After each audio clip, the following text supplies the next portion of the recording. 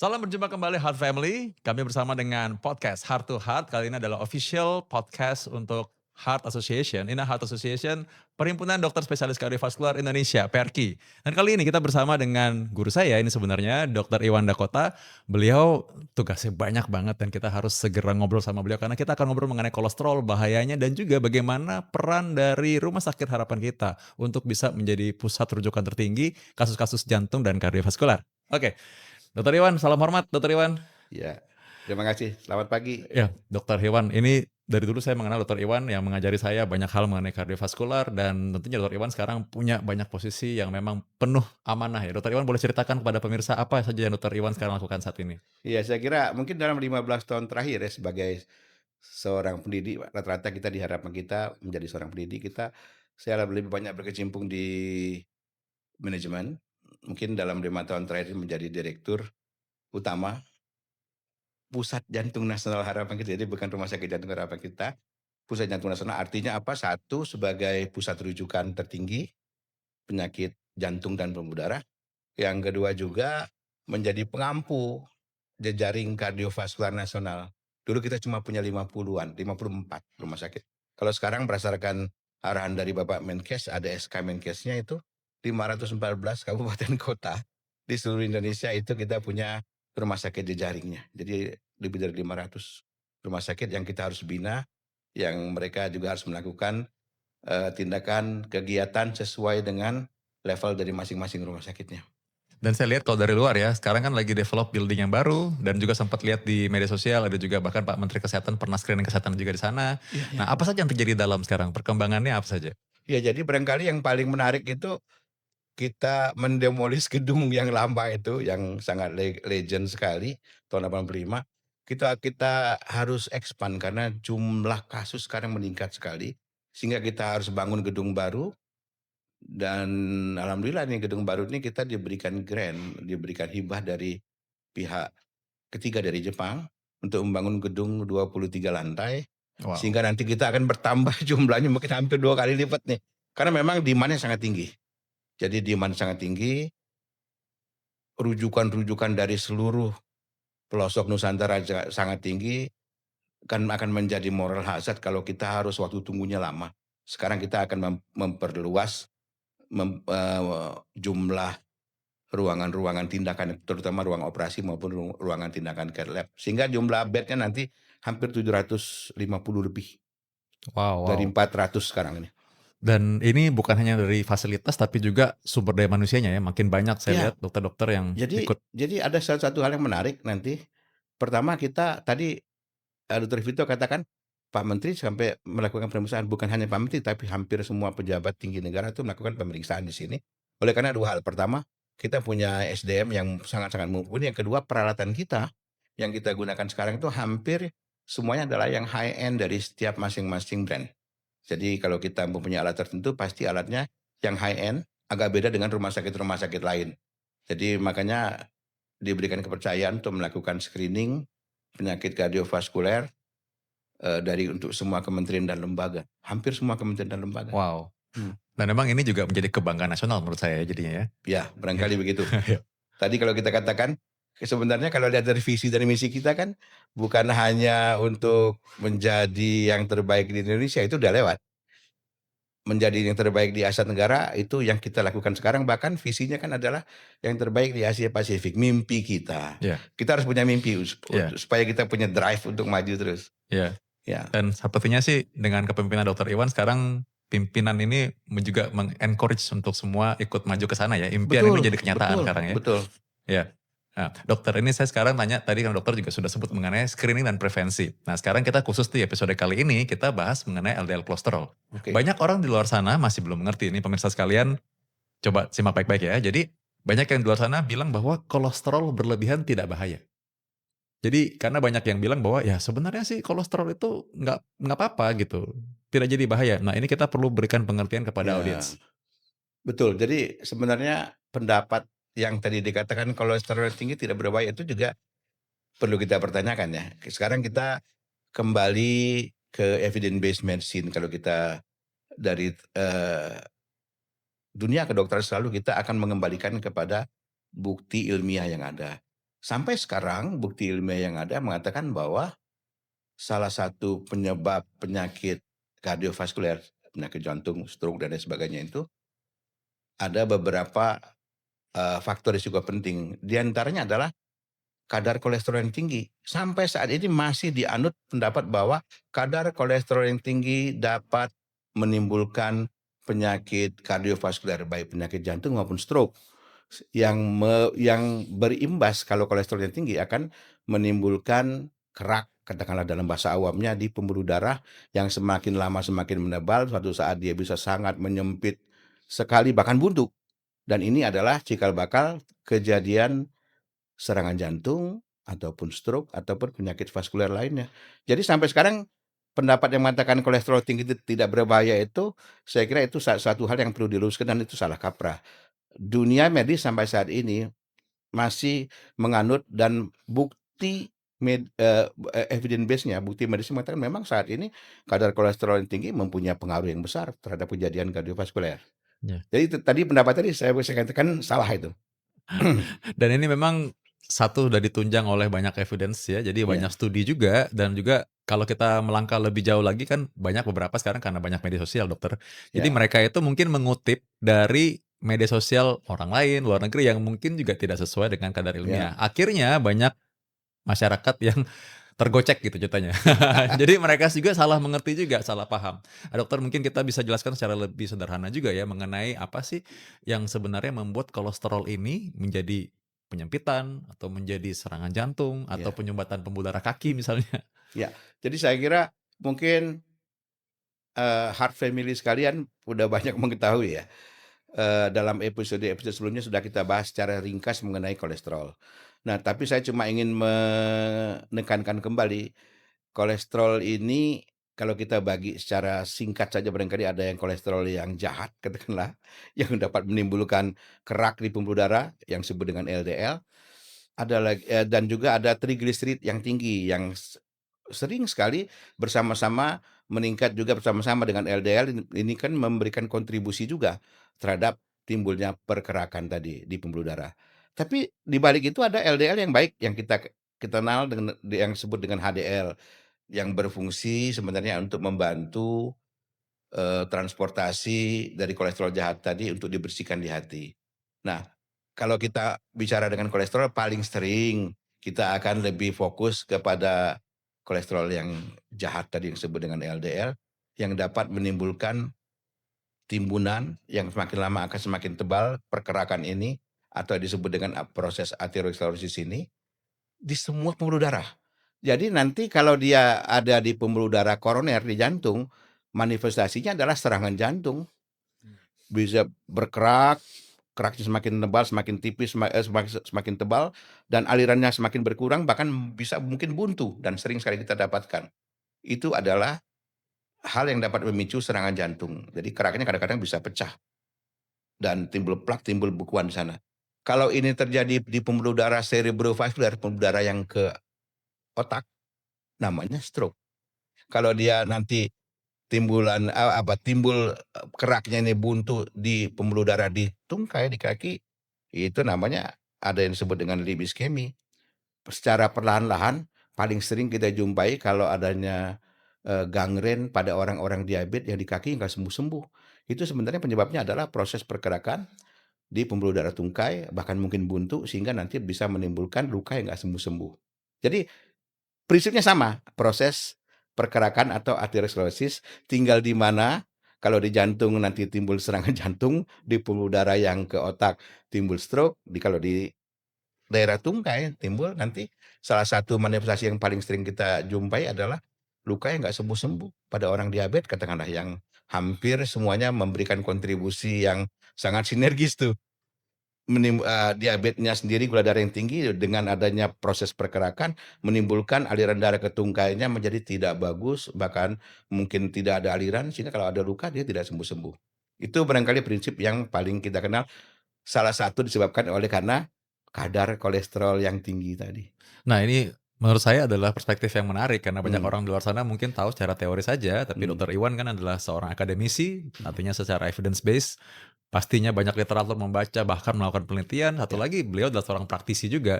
Beliau adalah seorang pakar konsultan ya di mhm. bidang intervensi dan juga vaskular.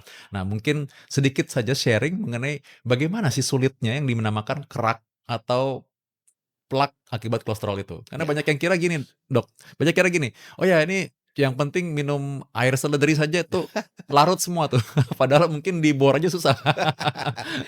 Jadi begini, ilustrasinya begini ya, yang paling gampang, proses aterosklerosis itu dimulai sejak pada sebenarnya ada yang mengatakan pada masa kanak-kanak.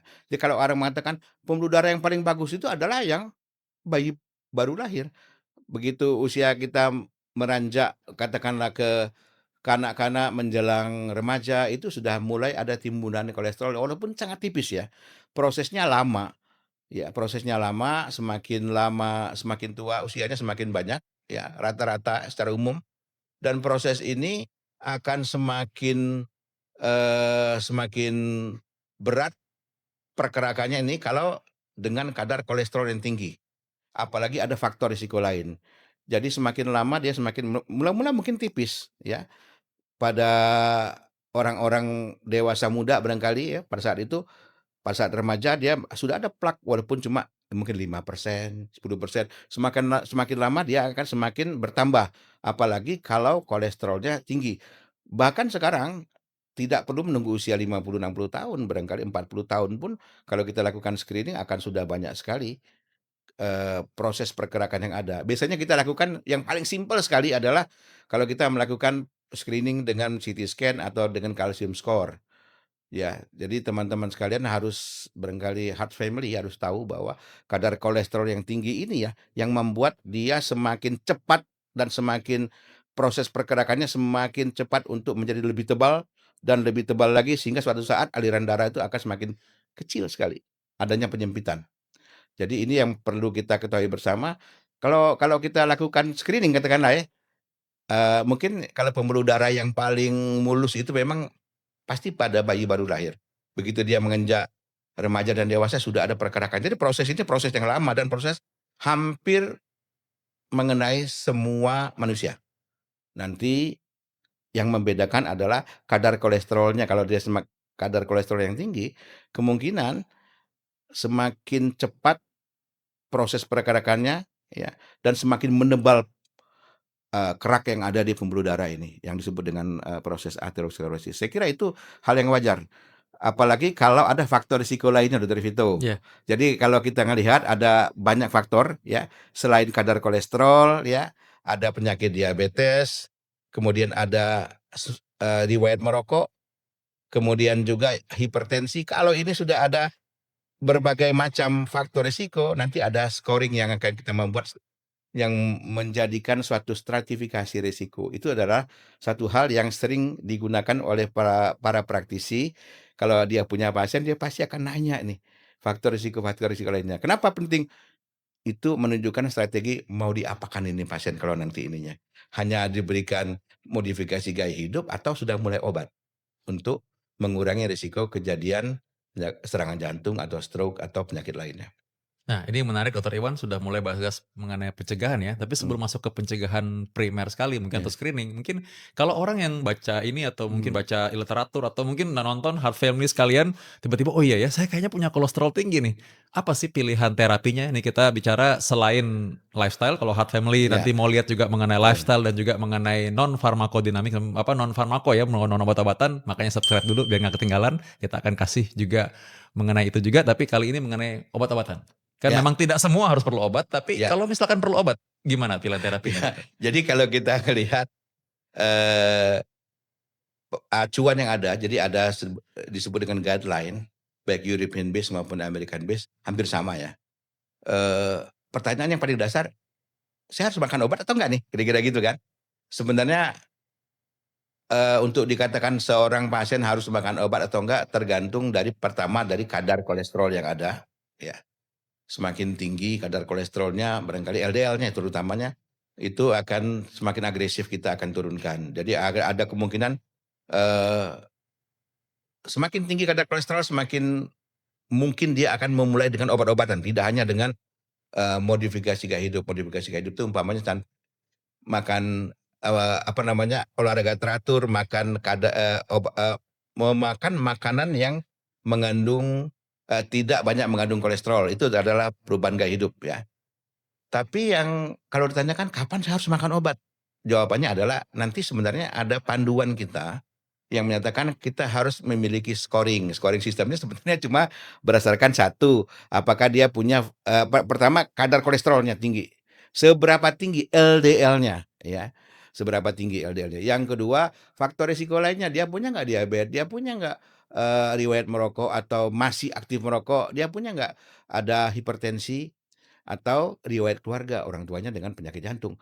Kalau dia punya semua itu, semua guideline mengatakan begitu dia mendapatkan data kolesterol LDL yang tinggi, dia harus mulai dengan obat.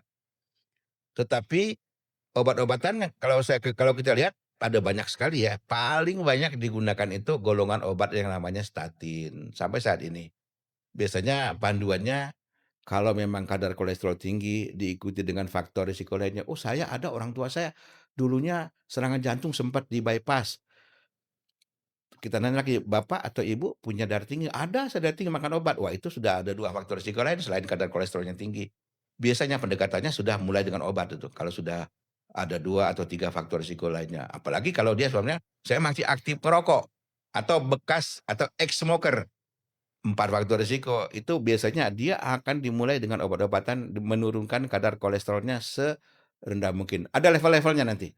Sebagai seorang praktisi nanti kita tahu seberapa rendah sih kolesterol saya harus harus diturunkan sehingga saya bisa aman, dalam arti kata mencegah jangan sampai serangan jantung ya. Itu namanya pencegahan primer. Barangkali, Dokter Vito ada beberapa hal yang menjadi acuan, kadar kolesterol dan faktor risiko lainnya menentukan sekali seagresif apa kita akan memberikan obat-obatan. Selain tadi kalau dia tidak punya faktor risiko yang banyak barangkali awalnya kita adalah dengan modifikasi gaya hidup dan diet barangkali. Baik Dokter Iwan, jadi ini berarti memang ya menegaskan bahwa memang sebenarnya ya tadi sekali lagi tidak semua orang perlu obat, tapi jangan Betul, juga terlalu alergi dengan obat kalau memang yes. dibutuhkan Mhm, ya, karena ada juga kan yang memang memang sudah perlu, memang sudah dibutuhkan dan pencegahan salah satunya bisa juga pencegahan sekunder, ada juga orang yang sudah terlanjur ya Dokter. ya betul. Nah, jadi karena itu sesuai dengan kebutuhan, sesuai dengan indikasinya saja. Nah tadi terkait dengan screening tadi ya, dokter tadi sudah pernah, bilang bahwa screening ini bagian yang penting juga, termasuk soal kolesterol, apa sih yang akan dilakukan ke depannya? Ya jadi begini, kalau kita lihat, perkembangan ke depan, kadang-kadang kita sudah telat ya datang, eee, dengan kadar kolesterol yang tinggi. Nah dulu ada satu hal yang menarik nih, ada mitos mengatakan, kalau kolesterol saya tinggi gampang lihatnya, biasanya saya sering pusing, sebenarnya dari beberapa literatur tidak ada korelasi langsung antara, "Oh, kepala saya pusing kalau habis makan apa, kadar kolesterol tinggi, tiba-tiba kepala saya pusing, ini pasti tinggi kolesterol saya." Dari guideline, beberapa literatur tidak ada kaitan langsung dengan hal itu. Itu barangkali ada mitos yang perlu kita luruskan. Kadar kolesterol kapan kita akan melakukan pemeriksaan? Kalau dulu, kalau kita lihat screening itu akan dimulai pada usia 40 tahunan ya. 40 tahunan orang sudah mulai melakukan screening, tapi sekarang rekomendasinya kita lebih muda itu jauh lebih bagus karena kita lihat data-data yang ada, orang-orang dengan serangan jantung tidak mutlak harus 50 tahun ke atas, 40 tahun bahkan 30 tahun pun ada. Hmm. Artinya kita jangan sampai terlambat. Kalau saya lakukan medical check up atau screening itu dilakukan sesegera mungkin, biasanya pada usia-usia yang sudah, apa namanya, usia-usia kerja. Mereka setiap perusahaan bahkan merekomendasikan melakukan medical check up setahun sekali, terlepas dari usianya 40 tahun atau 30 tahun. Nah, kalau apalagi yang jadi masalah ada orang-orang tertentu yang mempunyai faktor risiko, orang tuanya pernah serangan jantung, orang atau satu keluarga pernah nggak ada yang Iya. satu keluarga kolesterolnya tinggi semua. Dalam bahasa medis disebut dengan familial hypercholesterolemia. Wah, ini mungkin perlu pendekatan yang lebih agresif. Jadi tidak melulu menunggu usia dia sampai 40 tahun atau 50 tahun. Sesegera mungkin aja lakukan pemeriksaan, kalau memang ada, hasil pemeriksaan yang tidak normal, dari awal kita sudah bisa jauh lebih, bisa melakukan pencegahan. Satu hal yang menarik adalah program pemerintah, seingat saya Pak Menteri Kesehatan pernah, mengajak diskusi dengan beberapa organisasi profesi dan di kalangan, apa namanya, organisasi profesi beserta beberapa pakar itu sudah memikirkan dalam program screening untuk masyarakat, walaupun sekarang sudah ada screening, tapi screening untuk kardiovaskuler. Diharapkan ke depan ini barangkali mungkin tahun 2026 kita akan mulai screening penyakit diabetes dan kolesterol dan hipertensi itu akan dilakukan di puskesmas. Ada 10.000 puskesmas Wow, yang akan jadi, saya kira ini bisa menjadi satu hal yang sangat bagus sekali untuk pencegahan, ya. Memang fokus ke depan barangkali Kementerian Kesehatan adalah fokusnya di masalah prevensi ya, masalah pencegahan. Jadi screening kita bisa lakukan di puskesmas masing-masing nanti. wow. Bukan hanya yang sekarang ini pemeriksaan kesehatan gratis, tapi nanti screening-nya bukan hanya darah tinggi, tetapi ada pemeriksaan lab yang akan dilakukan untuk melakukan screening gula darah, diabetes, dan kolesterol. Nah, Ya, jadi sebenarnya memang ya selain tadi di awal kita sudah tahu bahwa ada penguatan untuk penanganan, alat-alat mutakhir, ya, fasilitas, juga dokter-dokter spesialis dan subspesialis, mhm, sekarang juga memang fokus juga ke pencegahan juga ya, ya. Jadi memang dua dua sama-sama dua titik ini diperkuat juga ya? betul. Ya. Jadi kalau ngelihat, eee, data yang ada, justru prevensi akan memberikan lebih banyak manfaat. Screening untuk penyakit-penyakit kardiovaskuler melalui screening faktor risiko ya, mulai dari darah tinggi, kita bisa ukur di puskesmas tekanan darahnya. Bahkan kita kemarin merekomendasikan untuk lab, untuk diabetes maupun kolesterol. Kita akan bisa lakukan di screening tersebut di puskesmas. Terapi pertama kalau memang dia tinggi akan mengikuti guideline yang ada, ya, bisa diberikan puskesmas dan berikutnya akan bisa dirujuk ke rumah sakit atau Fasiankes lanjutan, baik rumah sakit di kabupaten atau di provinsi. Kira-kira begitu program yang kita rekomendasikan ke Kementerian Kesehatan terkait dengan screening penyakit kardiovaskuler. Dokter Iwan, ini ada hal yang menarik nih. Ini Heart Family juga mungkin pernah tahu ya ada orang yang seperti ini ya. Jadi ada orang yang rajin ngecek, Ya, tapi begitu tahu hasilnya takut.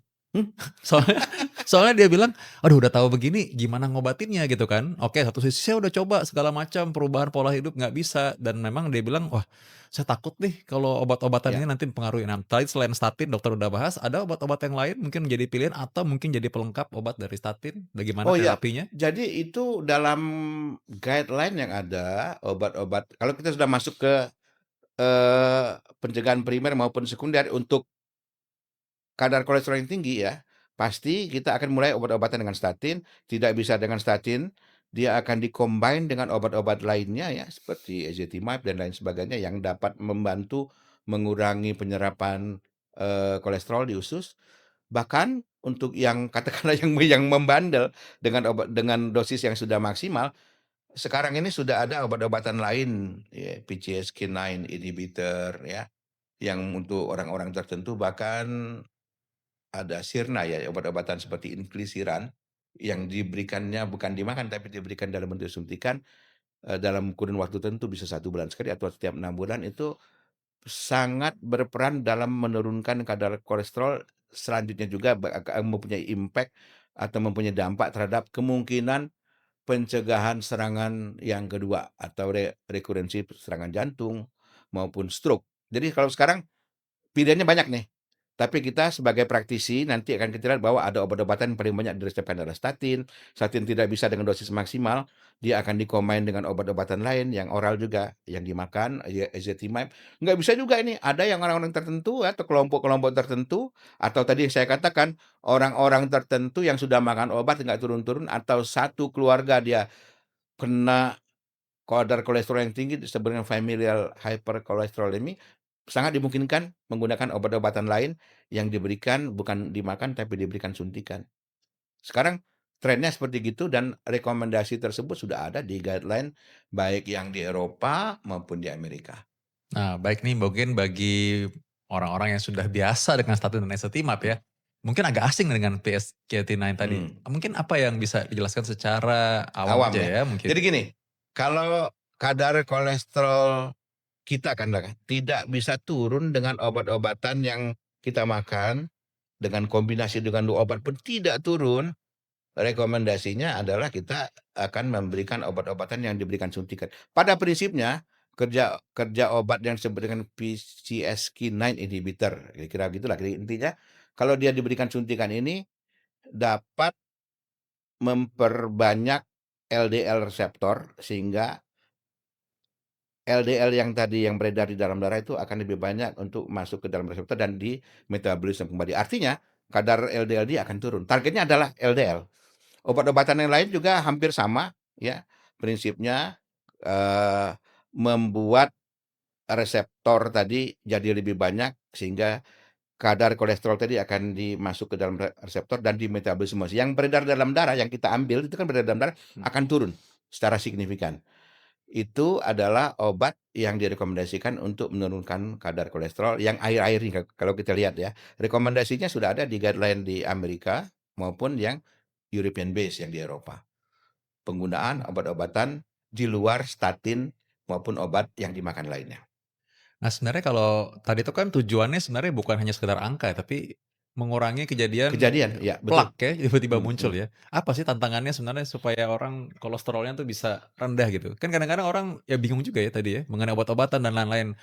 Perlu detail, tadi dokter udah sempat sebutkan ya. Perlu personal ya dokter tadi Iya ya, betul betul. personal ya? Jadi dulu dulu ada satu pendapat, bukan cuma orang awam, orang-orang di kalangan medis pun nanya, "Emang kita harus turunkan kadar kolesterol serendah apa? How low you can go?" katanya. Sehingga mereka takut, karena kita ingat ya, kolesterol ini sebenarnya zat yang dibutuhkan juga untuk metabolisme sel, yang di otak, dan lain sebagainya. Mereka takut kalau dia semakin rendah, semakin berbahaya. Tetapi data-data penelitian menunjukkan bahwa ada patokan berapa kadar LDL kita akan kita turunkan. Sangat individual satu orang ke orang lainnya tergantung dari faktor risiko dan scoringnya.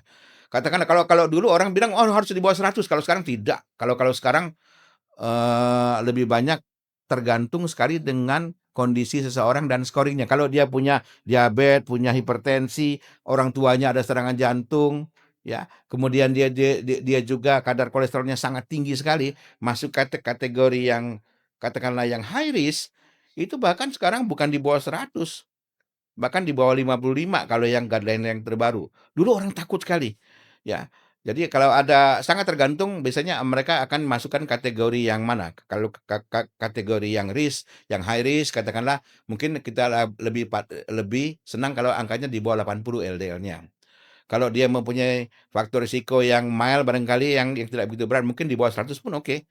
Tetapi orang-orang tertentu mungkin akan dipatok kalau guideline sekarang tuh di bawah 55. Anda bisa bayangin, dulu orang nggak pernah mikir, kenapa harus turunkan sampai rendah sekali?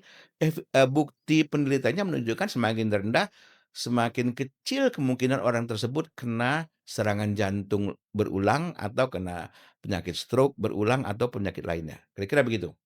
Nah ini kalau misalkan pesan untuk heart family ya, kalau misalkan ya memang ada kolesterol tinggi, apa pesannya dokter Iwan? Nah, untuk heart family yang paling penting Bapak Ibu sekalian, pertama lakukan pemeriksaan kadar kolesterol Anda. Coba lihat dulu deh. Kadang-kadang kita merasa, "Ah, saya sih aman-aman aja, nggak pernah rasa pusing sini, nggak ada hubungan sama sekali."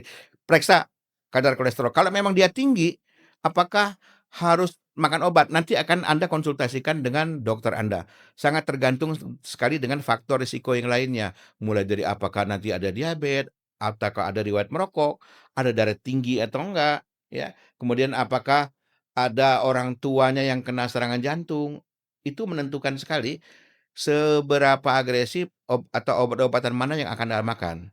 Kalau tidak mempunyai itu semua barangkali Anda akan dimulai direkomendasikan oleh, dokternya untuk merubah gaya hidup.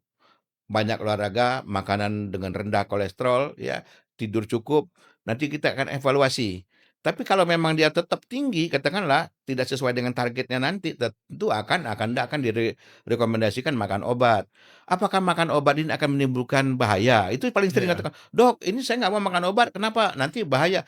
Sepengetahuan saya ya, data-data dari beberapa obat tersebut tidak begitu banyak membahayakan, tetapi ada beberapa golongan obat statin yang pada orang-orang tertentu dapat menimbulkan barangkali rasa tidak enak pada kaki, bahkan yang ekstrim kadang-kadang timbul, gangguan di ototnya, kadang-kadang itu ya.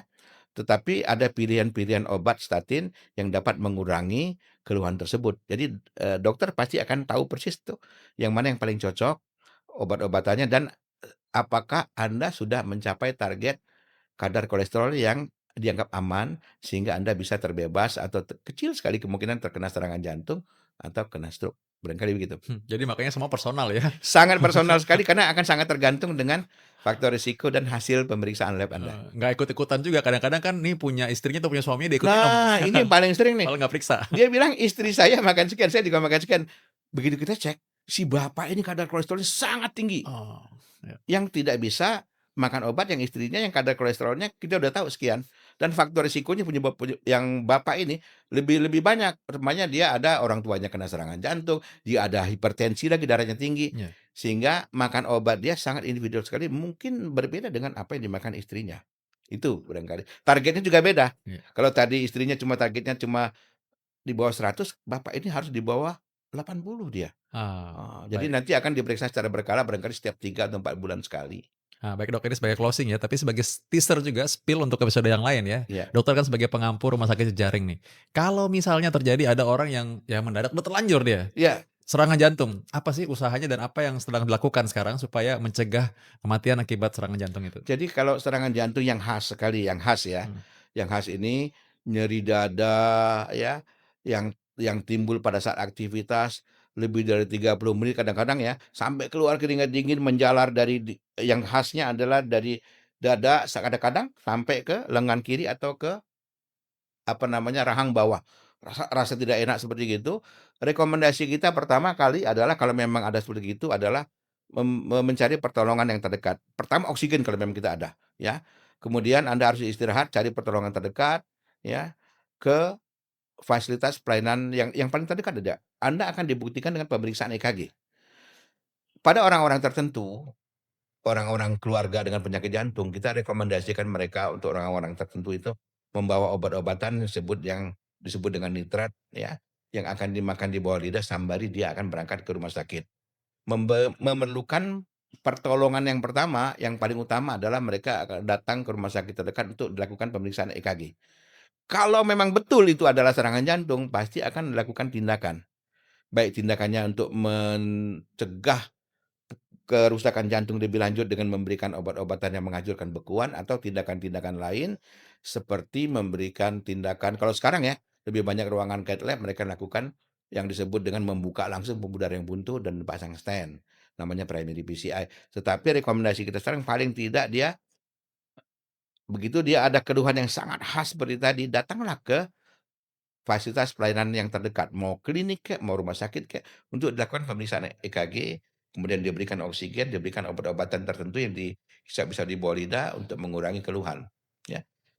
Ini sangat penting untuk menyelamatkan nyawa, karena kalau di penyakit jantung itu time is muscle dan itu sangat menentukan sekali hidup mati seseorang, apalagi jantung ya. Kita nggak tahu ini serangan jantung yang masif, yang besar sekali dampaknya, atau nanti di bagian kecil tapi akan membuat gangguan irama juga akan fatal. Sebaiknya datang ke Fasiankes yang terdekat untuk dilakukan pemeriksaan. Saya kira kalau sekarang mulai dari puskesmas semua sudah punya EKG klinik kecil pun sudah punya EKG untuk membuktikan ini serangan jantung atau bukan. Dan kedepannya sedang diusahakan bisa ada data yang dikirim, lalu mungkin memberikan obat Ya, pengencer darah. ada namanya FASTEMI program. Kebenaran ini project dari Kementerian Kesehatan diminta Pusat, Jantung Nasional untuk melakukan pengayoman terhadap 10.000 puskesmas. 10.000 ya? 10.000 puskesmas kita akan latih semua dokternya secara simultan di setiap provinsi, dokter umum mengenai kegawatan penyakit jantung, serangan jantung, cara baca EKG-nya, semua EKG di 10.000 puskesmas sudah disebar, nantinya akan menggunakan Starlink, dia akan connect dengan paling tidak dengan ibu kota kabupaten atau provinsi yang ada SPJP atau SPPD, atau dokter penyakit dalam, untuk memastikan bahwa ini betul serangan jantung dan ada obat yang akan diberikan, hanya 2 menit disuntikkan ke dalam pembuluh darah, yang disebut dengan teknik Tiplace. Program ini insya Allah akan running tahun depan. Sekarang dari proyek percontohan di 3 provinsi di Indonesia. Mudah-mudahan ke depan ini yang sangat penting sekali bisa menyelamatkan banyak sekali, orang-orang dengan serangan jantung, apalagi di daerah Indonesia yang sangat tersebar ini. Jadi targetnya ke depan bukan rumah sakit di kabupaten, tapi puskesmas. Ya. Wow, Hmm. wow. Jadi memang berbagai titik ya. Satu dari segi kalau ada teknologi yang dibutuhkan udah canggih-canggih high end semua. Ya, Yang berikutnya screening, pencegahan juga digalakkan ya, juga. Yang betul, ketiga kalau terlanjur juga sekarang sudah menetapkan dengan ada teknologi dan juga obat-obatan yang disebarluas dengan SDM dokter-dokter umum yang sudah di-training juga ya. betul, Oh, jadi semua betul. titik yang menjadi krusial ini semua diatasi ya dengan Iya, itu ini ya. kan Baik, hak setiap rakyat Indonesia dimanapun dia berada, dia mempunyai hak untuk mendapatkan pelayanan terbaik. Makanya wow. Fast Time program, jadi farmako invasif ya namanya, obat-obatan yang diberikan untuk orang dengan serangan jantung yang diberikan di puskesmas nantinya mudah-mudahan bisa memberikan manfaat yang cukup besar dalam menyelamatkan nyawa pasien khususnya dengan serangan jantung ya. Baik, terima kasih Dokter Iwan. Hal family sekalian, kita sudah tahu tadi dari awal bahwa bagaimana usaha dari dokter-dokter jantung dan pembuluh darah, terutama kita juga bisa lihat kebanggaan dari Rumah Sakit Jantung Pusat Jantung Nasional, harapan kita di bawah pimpinan Dokter Iwan Dakota, dan juga tadi kita sudah bahas mengenai salah satu faktor risiko yaitu kolesterol tinggi. Ya ini kolesterol tinggi, kita kenali lebih awal, deteksi lebih awal, obati jika diperlukan, tangani faktor risiko untuk mencegah kematian akibat penyakit jantung dan pembuluh darah. Terima kasih Dokter Iwan Dakota. Terima kasih, sama-sama. Sampai ketemu lagi Heart Family di episode selanjutnya. Jangan lupa subscribe dan juga Anda boleh komen di bawah pertanyaan apa yang mau ditanya nanti. Berikutnya kita akan bawakan dalam episode Heart to Heart berikutnya. Sampai ketemu, salam.